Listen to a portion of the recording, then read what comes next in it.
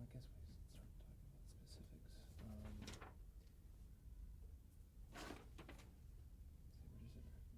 Just start getting into Yeah, I'm on the Philco Playhouse, yeah. Philco, and then. Dinner doesn't start until 8, so that can be all right. So what time? Do we need to be? We need to be out of here. For you to leave. Well, I'm shaved and showered. I just need to change shirt and tie, and I'm gone, and it's Guild is very close by, so. Your earliest experiences in the theater, even as an amateur, was an actor, and you seem to have a good deal of respect for actors. Can you Absolutely. describe what your feeling is about actors and the kind of work they do? My respect for actors is endless. It's boundless. Having had the amateur experience that I did as an actor, the number of shows that I did and the number of times I was on stage, I have some semblance of knowledge as to some of the pressures that are on actors. And that has been very important in setting my attitude on a set, film set or a television set, as the case may be. And that is, I want as relaxed a set as possible. I like kidding around, I like jokes and having fun, enjoying what you're doing, trying to get rid of as much tension as you possibly can. But I make this very clear to my film crews. When the actors are on the set, rehearsing, or they're made up and ready to go and they're ready to start shooting, I want absolute, unqualified silence. I don't want people moving around unnecessarily. I don't want them whispering. I don't want them talking. I don't want them in the actor's eye line where they can be seen out of the corner of the actor's eye. I want them nailed down quiet. And I insist upon it. I've generally found that very early on, if somebody transgresses that rule, one real screaming, raging shout from me will quiet them down for the rest of the picture.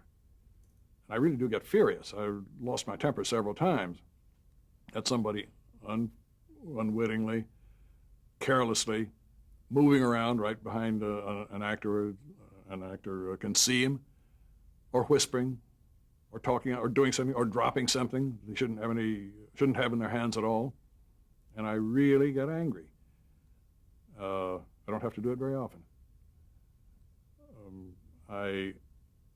In rehearsing actors for a film in particular, not necessarily a television technique, but when actors come to a big scene for the first time, even though we've probably rehearsed it some weeks before, may have just read it several times, not necessarily staged it, but when we come to begin to stage a major scene, I insist that the whole crew leave the building, leave the set, leave the studio, leave the house, wherever it is, so that I have the whole facility to myself with the actors, so that they can begin to explore. I can work with them in figuring out how to do this scene, what makes it work the best, being free that they can make fools of themselves, make suggestions as to what they want to do, what they feel like. And I encourage that. And out of that, and I have, prior to that, have made very specific notes as to how I think the scene should go, how it's to be staged. I've made notes in my script as to how I want to block it. And I have literally found that half the time, when a scene is finally finished and ready to be shown to the crew and ready to be filmed, half the time the blocking is upside down and backwards from what I had originally planned. He is over here, and I had originally started him over here.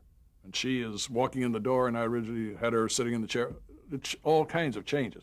Half the time, it's almost exactly what I had planned. But I'm happy with it. They're happy with it. They feel comfortable and ready to show it to the cameramen and to the technicians who need to see it, to walk it as many times as necessary, to mark the spots, to mark the furniture, to mark the camera moves, then let them go and rest and relax and look at their lines and get their makeup touched up. And that's when I can have fun with the crew and kid around with them, even while the lights are being set. I work with the operator to set the shot, the timing of the moves, the timing of the zoom, et cetera, et cetera. But then when the actors come back on the set ready to go, I really want it absolutely quiet. And I try to have rehearsed it enough times that I feel quite comfortable that with luck, I can get the shot that I want on the first, second, third, maybe fourth take, and I try not to overshoot. At times I've had to go 18, 20, sometimes more shots to make something work properly, but I try to avoid that as much as possible, to try to catch the actors at the moment when they are ready to give the most. What were your impressions of television in those days? Not only the productions you were involved in, but television generally. Did you begin to sense the power of the medium? Yes, very much so. It was a wildly exciting thing to be a part of. I am so grateful that that was my life. The number of really exciting shows that were done on Studio One, Robert Montgomery Presents, show after show after show, that were really very good, very compelling. Patty Chayefsky's work at its best. Horton Foote's work is just moving, and the promise of television at that time was, we were at the dawn of a new era. It was only going to grow and get better and bigger, and just almost the reverse of what has, in my view, happened. Was the experience working in television totally different than what you had previously experienced and learned about theater? Or were there great similarities? Those similarities were the fact that television, partaking both of film and theater as its techniques, was more strongly allied to theater, because you rehearsed as you do in theater. Actors had to begin at the beginning of the play and play it on through to the end without stop, as you have to do in the theater, with breaks for between acts or breaks for commercials. Yes, you were using the film techniques of cameras and microphones, and the sort of level of playing more intimately was more allied to film than it was to theater, where you have to project your emotions, and the size and scope of an actor's work has got to be bigger because you're playing in a big house. Now the camera's right close to you, and you have to contain it a bit more. There's more of film. But the essence of it, of beginning at the beginning, working your way through, playing the show from beginning to end, without stop, without film's ability to stop and retake because you've made a mistake. You have to pick up the error and keep it going. So it was much more allied to theater and work. That's why the actors who became the nucleus of all of our casts were the reliable people who were theater trained, theater oriented, and the best actors that I've ever worked with all the way through my career have been those who came from theater, who returned to theater as often as they could, even though they became essentially film actors. The Freddie Marches and Henry Fondas and Laurence Olivier's and Ralph Richardson's and on and on and on were essentially theater people. Well, they were the ones who were absolute joy to work with. They were the ones whom I could communicate the easiest. And I've always found that the bigger they are in name size, with some disclaimers on this score, but generally the bigger they are, the easier they were to work with. Prior to Philco Playhouse, much of your television experience was with sustaining programs. Here you have an advertiser-supported program. Did the advertiser, Philco, or its agency, get involved very deeply in what you were doing? No, not as advertisers, not as networks, not as studios do today. The difference is astounding. Yes, Philco had something to say about the kinds of shows that we did. As an example, we did 2 or 3 fantasies, hand running, which did not turn out to be the best shows ever done. And Philco finally came to the point of saying no more fantasies on the Philco Playhouse. But if they had quarrels with scripts, with performances, with subject matter, anything of that nature, they took it up with Fred. Fred Coe was the buffer between those of us on the firing lines and the Philco organization. I do remember that every Sunday night when we'd go off the air at 10 o'clock, the call would immediately go from the control room to the Philco executives in Philadelphia, How did you like the show? What did you think? Et cetera, et cetera, et cetera. And their agency in New York, Pearson Mapes of the Hutchins Agency, would let us know what Philco liked, what they didn't like. And probably that had some major effect in what kinds of shows we would do next. But in terms of nitpicking, the nitty-gritty of doing a show, no, because it was live. They didn't have anything to see and pre-censor. Probably they read the script, but I can't remember any script being changed because the sponsor didn't like it or because the network didn't like it. The network had no more to say about the show than Philco did. They did not sit in on casting sessions. Philco did not sit in on casting sessions. The decisions about casting actors were totally the directors, Fred Coase, and the casting director.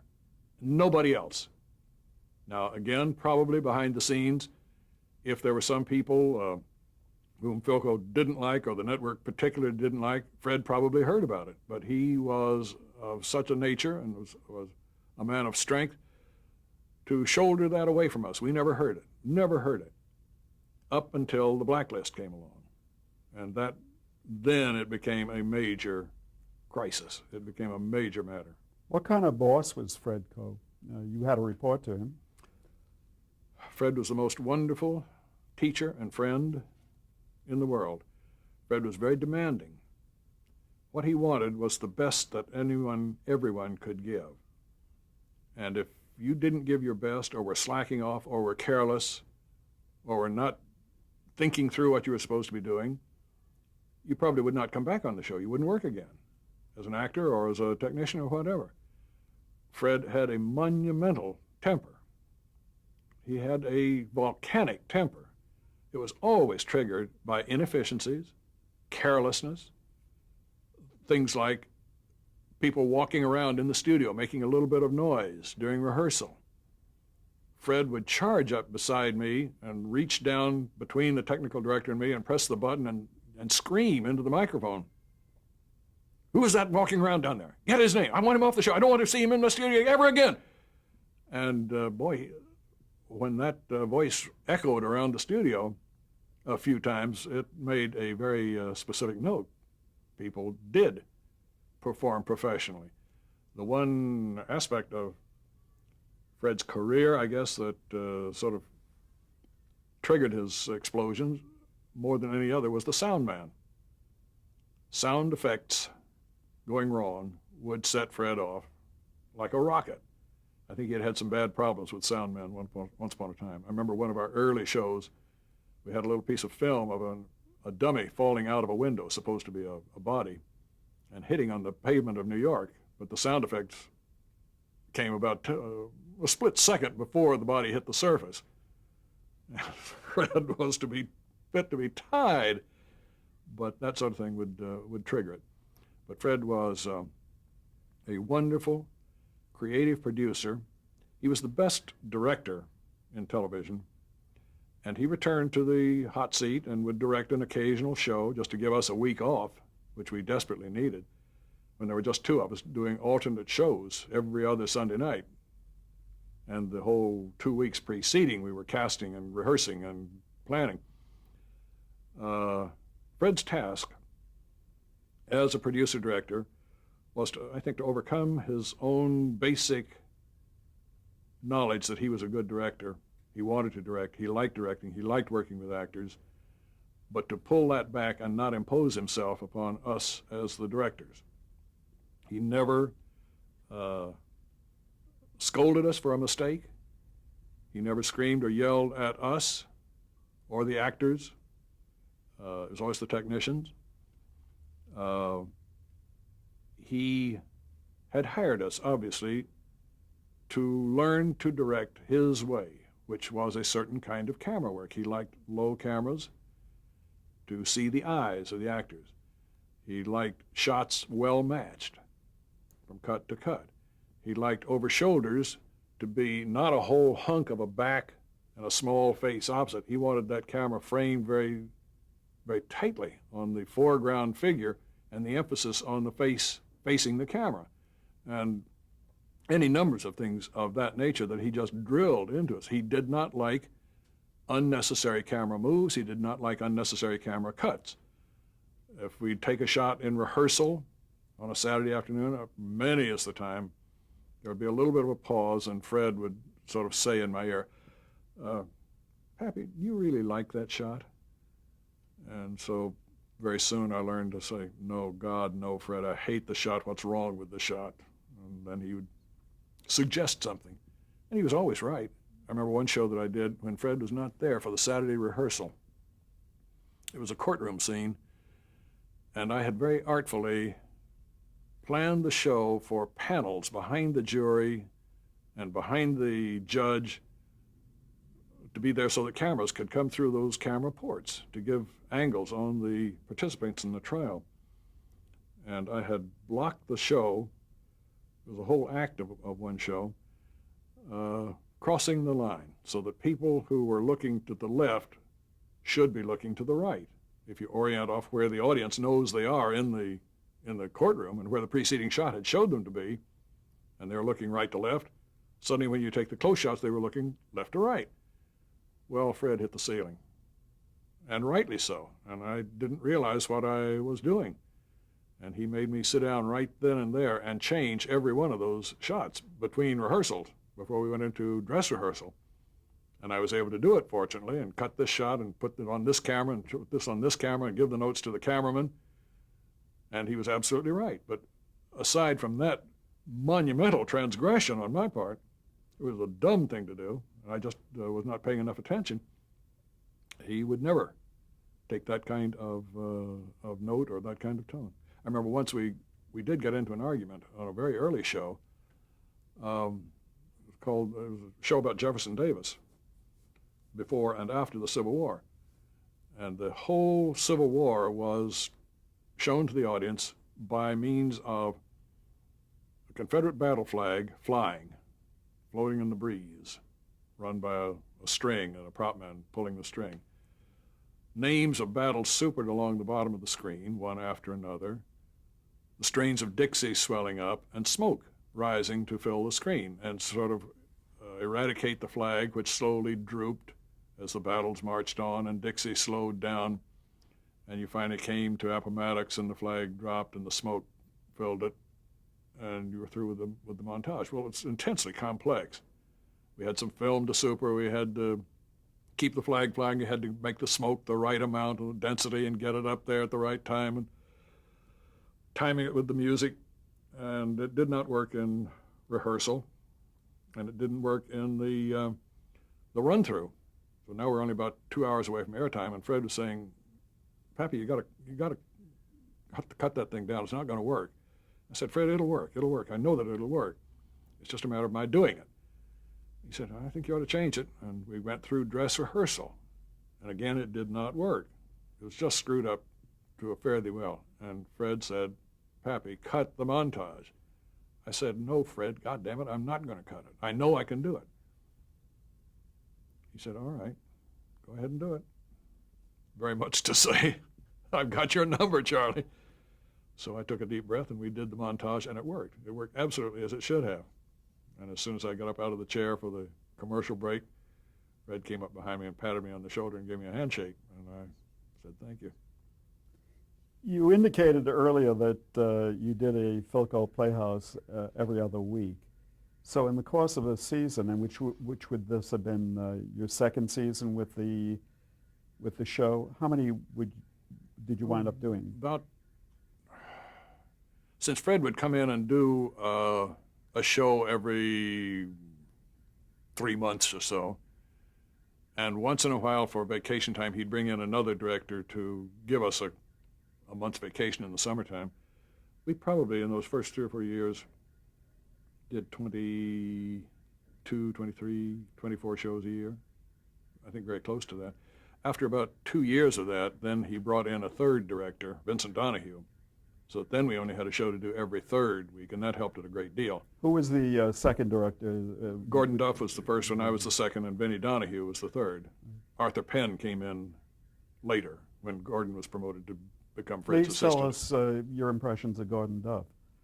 Gordon was a wonderful, slightly older than we were, Scotsman, very dry sense of humor, a wonderful, wonderful person. He was fun. He was fun to be around. We had a very happy, close-knit staff at that time. Did he come from theater? Yes, yes, he had been a stage manager. His story was that when he stage managed Life with Father at Ogunquit, Maine, before it ever came to New York and became the smash hit that it was, and he had a chance to buy into the show and to become its stage manager, and he turned it down, which we never let him forget. But Gordon was a very, very close friend. And what about Mr. Donahue? Vinny was more distant. Vinny was never emotionally as much a part of the team as we had been, because when he came in 2 years later, was part of the reason. But Vinny was a wonderful director. He did almost all of Horton Foote's shows, and he was wonderfully well attuned to Horton Foote's type of writing. He worked very hard, very close with his actors. He was a great director with actors. And Vinny, I never really felt emotionally very close to. Respected him. We liked each other. We helped each other. But I was not nearly as close to Vinny as I was to Gordon. All three have different techniques. Could somebody, an outside observer, say this was your show, a Delbert Mann show? And I would doubt it, primarily because they were all produced by Fred. And if the show bore any signature, it would be Fred Coe's signature. And as I said before, well, he did not impose his way of doing things on any of us, and he tried deliberately to pull back and not tell us how to do something or insist that we do something his way, but he would gently try to guide it into being the kind of show that he wanted it to be, to have the kind of look that he wanted it to have the kind of pace, the kind of emotional levels that he saw in it. And he was wonderful. He was better at that than any producer I ever worked with. tell us, please, if you would, your typical preparation for a Philco Playhouse. On Monday, having done a show on Sunday night, I'd come in and pick up the script for the show the 13 days following. Read it that morning, and immediately sit down with Fred and the casting director about casting. And the casting director would already begin lining up actors to come in that afternoon for readings. At the same time, having read the script, I'd get together with the designer, who was almost always Otis Riggs, chum from Yale days. And Odie would have had the chance, while we were in the studio doing the show or in the final stages of dry rehearsal, to have gotten the show in advance, to have already laid out a preliminary kind of a ground plan, or was doing it right then. We'd get together and we'd talk about it, how the sets were arranged, what kind of sets, how much did I need? Did I need a 3-wall set, or could I do it in a 2-wall set? Could it fit right here in the studio plan, or could it go over here? One of the problems was always the cables, which connected cameras to the plugs in the wall. Big, huge, rubberized cables that each camera drug all over the studio floor. Well, if you had your cameras arranged 1, 2, 3 in front of a set, and the next set was way down to the right, you had to be darn sure that camera 3 was the camera that went down to get the incoming scene, and that 1 and 2 would maneuver to cover where 3 had left. If you ever, for whatever reason, needed camera 1 to come behind camera 2 and camera 3, you'd have to lift the cables over the camera, lift the cable over the camera so he could get under. Often you had to do that for reasons of just continuity and all the rest. But that was very dangerous for making noise. It was very dangerous for getting your cables disorganized. And if you were not very careful, you would very soon have a pile of spaghetti in the floor with cables entangled and entwined. You had the boom with its cables, 2 booms. It had to make the same kind of maneuvers. So it was a constant battle to maneuver. At the same time, we were making those plans with Otis on set placement and what the sets contained and whether I had to have a door over here or could it be here. Getting together with Rose Bogdanoff about costumes. Meanwhile, casting was going on primarily, and if there were any problems with the script, get together with the scriptwriter and get him to work on whatever you saw together with Fred needed to be worked on. Casting went on Tuesday and Wednesday. Also, the production plans were going forward as best you could. Friday was usually the day that, I think it was Friday, that you'd have to be cast, and you would assemble the cast for a first reading of the script around the table. The script girl was there to time it. I would talk about the show, what we saw in it, what the sets were like, what the special problems were, etc. The actors had a chance to, hearing each other read for the first time, ask questions, debate points in the script that they didn't understand, that they wanted to talk about changes. And then the actors would be dismissed, and Fred and the writer and I would be left to now put our notes together. I had made notes during the rehearsal. The writer had made notes. Fred had made notes. And always the writer was sent off. This scene has got to go. The script is now 10 minutes long. We've got to lose him. You've got to. Why do you have this in here? Why can't you blend these two scenes? The writer would be sent off with a mountain of work, just staggering with the stuff that he'd have to change and rewrite. And he'd start to do it that afternoon. And Saturday, I think, was the day, as I recall, that I would block the show, go as far as I could with the first script. If the writer was bringing in new pages, integrate that into what was going on. We'd have Sunday and to be at home and study the script and start to plan the camera work, blocking the shots. This is here, close-ups, this is a master shot, and figuring out how the cameras would be aligned to do that, how the cables would not be entwined. During the next week, on Monday through Thursday, we would rehearse, trying to put it together an act at a time, then a show at a time. And Fred would come in on generally on Thursday afternoon to see a first run-through of the show. Always a tension-making time. The actors were still insecure. They had just gotten out of their scripts and were really working cold for the first times. And Fred would have enormous notes. Usually the actors would be sitting around on one side of the ballroom, and Fred and I and the script girl and the writer would be huddled off in another corner, and the actors would be watching us and sort of trying to overhear what was being said. And Fred would come in with a slew of notes. This is not working, we've got to change that, or it's going fine, just keep doing what you're doing.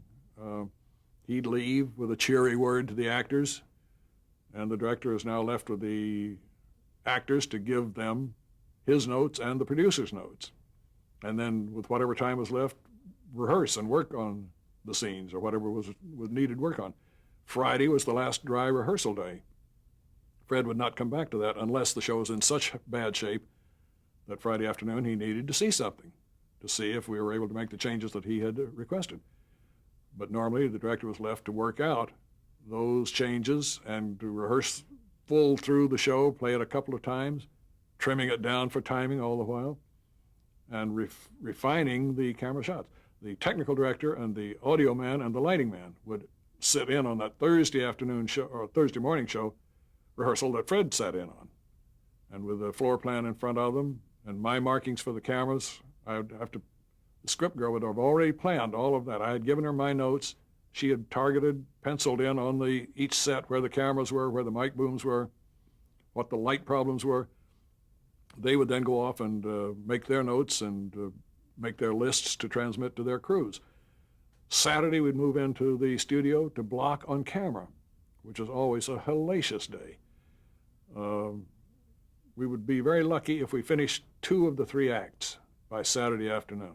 Finished blocking them, marking each shot on the floor, marking the actors. Pretty soon you had footprints and camera markings all over the studio. I'm sorry, we have to stop now for a change of tape. All right.